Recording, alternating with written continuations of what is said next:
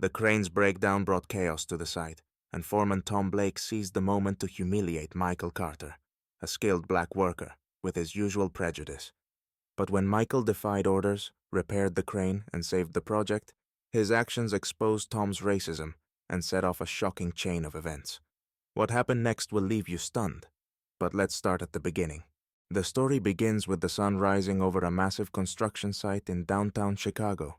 The air is filled with the rhythmic sounds of machinery, the hum of cranes, the pounding of jackhammers, and the chatter of workers shouting instructions. Dust hangs lightly in the air as trucks roll in and out, delivering materials to keep the project moving. Steel beams glint in the morning light, forming the skeleton of what will soon be a gleaming skyscraper. Michael Carter steps onto the site, his steel-toed boots crunching on the gravel beneath him. He's a tall, broad-shouldered man in his early 40s, with a strong, weathered face that speaks of years of hard work under the sun. In his calloused hands, he carries a toolbox, a symbol of his expertise and dedication. This job is more than a paycheck. It's a lifeline for his family. His wife, Angela, works part-time while caring for their 2 young children, and they've been scraping by in hopes of building a more stable future.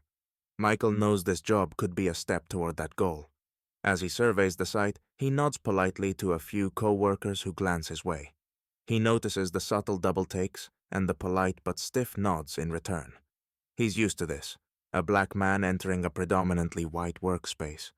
He feels the weight of unspoken judgments, the kind of silent scrutiny he's experienced countless times before.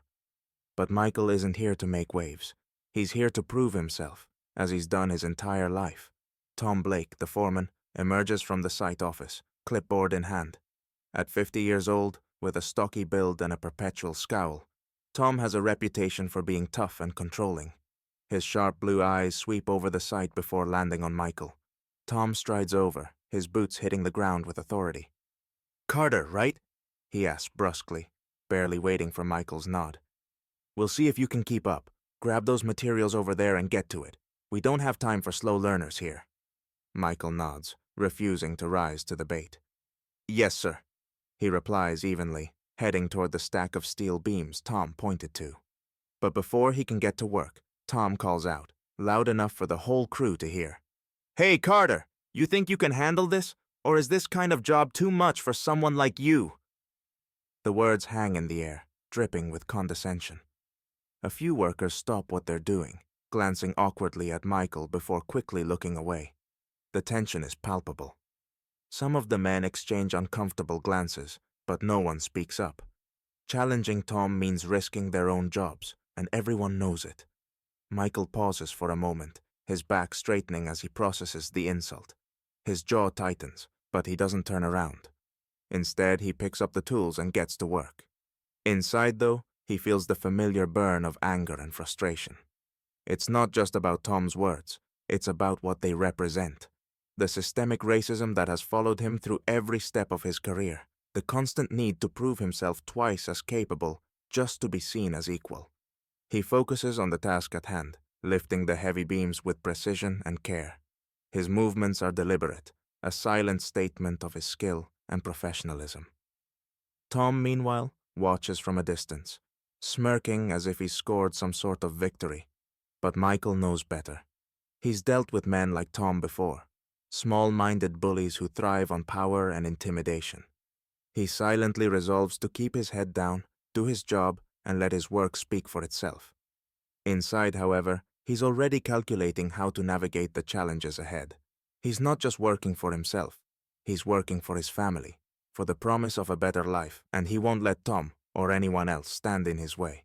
The day begins like any other, with the construction site humming with activity. Workers shout instructions, machinery roars to life, and the relentless clanging of tools fills the air. But the routine is abruptly shattered when a piercing metallic groan reverberates through the site. All heads turn toward the tower crane, the towering lifeline of the operation. The massive structure jolts to a halt, its arm frozen mid-swing, dangling precariously with a load of steel beams. Panic ripples through the crew as supervisors scramble to assess the situation. Without the crane, the project grinds to a standstill. Workers murmur among themselves, exchanging worried glances. The project is already behind schedule, and every lost hour risks severe financial penalties for the company.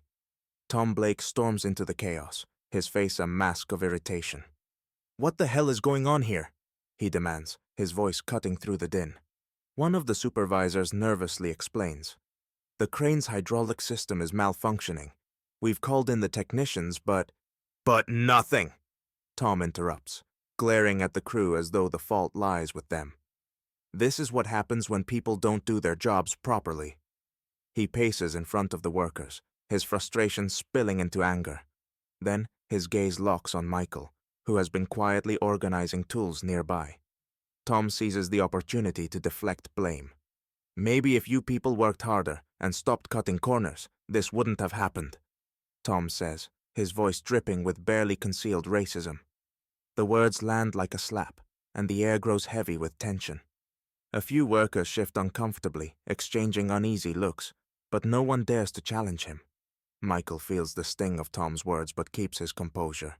Years of dealing with prejudice have taught him that reacting emotionally will only make things worse.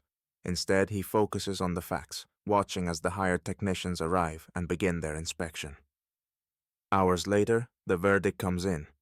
Fixing the crane will take at least 3 days. The news sends shockwaves through the crew, who know the delays will only add to the already impossible deadlines. Tom, however, seems more interested in barking orders than finding a solution. "Everyone, get back to work on what you can. We'll deal with this mess when the techs are done," he snaps, throwing up his hands as though absolving himself of responsibility. Michael steps forward, his voice steady but confident. "I've worked on machinery like this before," he says, addressing Tom directly. "I think I can make a temporary fix to get the crane operational until the technicians finish their repairs." Tom's eyes narrow, and a mocking grin spreads across his face. "Oh, really? And when did you become a crane mechanic, Carter? Stick to what you know. Lifting and carrying. Let the experts handle it."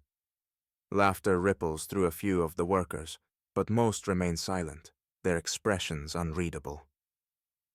Michael's jaw tightens, but he doesn't let Tom's ridicule deter him. Without another word, he picks up his toolbox and walks toward the crane during his break. A few colleagues quietly follow him, intrigued by his determination. "What's the plan, Mike?" one of them asks, lowering his voice so Tom won't hear. Michael lays out his idea, detailing a simple but effective adjustment to bypass the faulty hydraulics temporarily. His explanation is clear, and it's obvious he knows what he's talking about. One by one, his co-workers nod, offering their assistance. As the sun begins to set, Michael climbs into the control panel of the crane. Sweat beads on his forehead as he works with precision, adjusting valves, tightening bolts, and carefully rerouting the hydraulic system. His co-workers hold flashlights and hand him tools, their quiet solidarity speaking volumes. When the crane roars back to life, the site erupts into cheers. Workers clap Michael on the back, their earlier hesitation replaced with admiration. Michael allows himself a brief smile, but his focus remains on ensuring the crane is safe for use. In the distance, Tom watches the scene unfold, his face a mixture of disbelief and simmering resentment. Though he says nothing, the look in his eyes makes it clear that Michael's success has struck a nerve. And while the workers cheer, Tom silently plots his next move. Michael works tirelessly, using his engineering knowledge to get the crane operational. Against all odds, his solution works. The crew cheers as the crane comes back to life, allowing the project to resume. The site manager praises Michael's quick thinking, thanking him for saving the day. But Tom attempts to take credit for the fix, claiming that he supervised the repair. However, one of Michael's co-workers had secretly recorded Tom's earlier outburst and his refusal to let Michael contribute. This video, combined with footage of Michael working on the crane, begins circulating on social media. It sparks outrage, with many calling for accountability. The company launches an internal investigation. Michael's calm professionalism and the video evidence make it clear who the real hero is and who the real problem is. The management decides to fire Tom for his repeated instances of unprofessional and racist behavior. He is fined for violating the company's anti-discrimination policy and ordered to attend sensitivity training as part of his severance agreement. Michael, on the other hand, is promoted to team lead, earning the respect of his co-workers and supervisors. The story gains media attention, and Michael's courage inspires others facing similar challenges in their workplaces. In the final scene, Michael reflects on how standing firm in the face of injustice helped turn the tide, not just for himself, but for others who may follow in his footsteps. He vows to use his story to advocate for equity and respect in workplaces across the industry.